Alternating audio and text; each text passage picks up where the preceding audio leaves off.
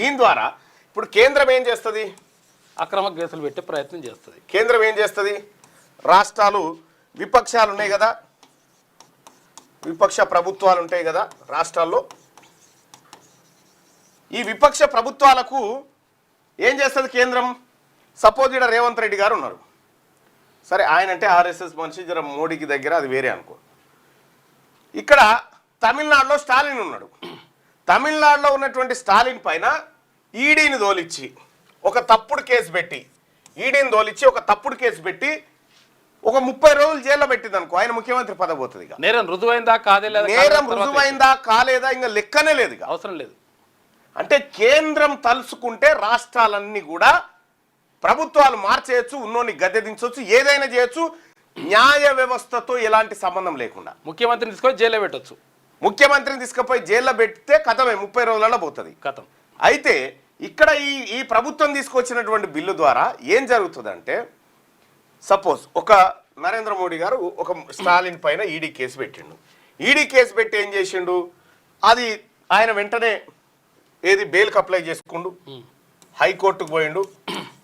హైకోర్టుకు పోయి బెయిల్ పెట్టుకున్నాను అనుకో, బెయిల్ కోసం పిటిషన్ పెట్టుకుండు, ఇది తప్పుడు కేసు అని బెయిల్ కోసం పిటిషన్ పెట్టుకున్నాను అనుకో. అయితే ఇక్కడ ఉన్నటువంటి జడ్జి గారిని కేంద్ర ప్రభుత్వం ఇన్ఫ్లుయెన్స్ చేసింది అనుకుందాం. జడ్జిని మేనేజ్ చేసింది, అతనికి బెయిల్ ఇవ్వద్దు 30 రోజుల దాకా అని మేనేజ్ చేసింది అనుకుందాం. అప్పుడు 30 రోజులు ఈ బెయిల్ పిటిషన్ వేయంగానే కరెక్ట్గా వారం లోపల విచారణ జరుగుతుంది.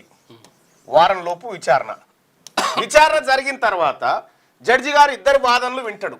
ఇద్దరి వాదనలు విన్న తర్వాత తీర్పును రిజర్వ్ చేస్తున్నా అంటాడు. అంతే.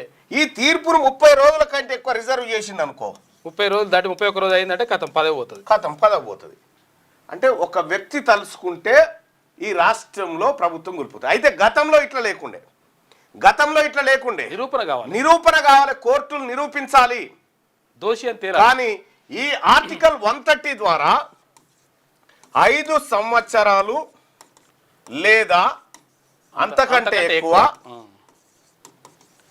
5 సంవత్సరాల పైన ఉంటే కథమిగా అంతకంటే ఎక్కువ శిక్షార్హమైన నేరాలలో అరెస్ట్ అయితే, శిక్షార్హమైన నేరాలలో అరెస్ట్ అయి 30 రోజుల పాటు జైల్లో ఉంటే పదవి పోతుంది.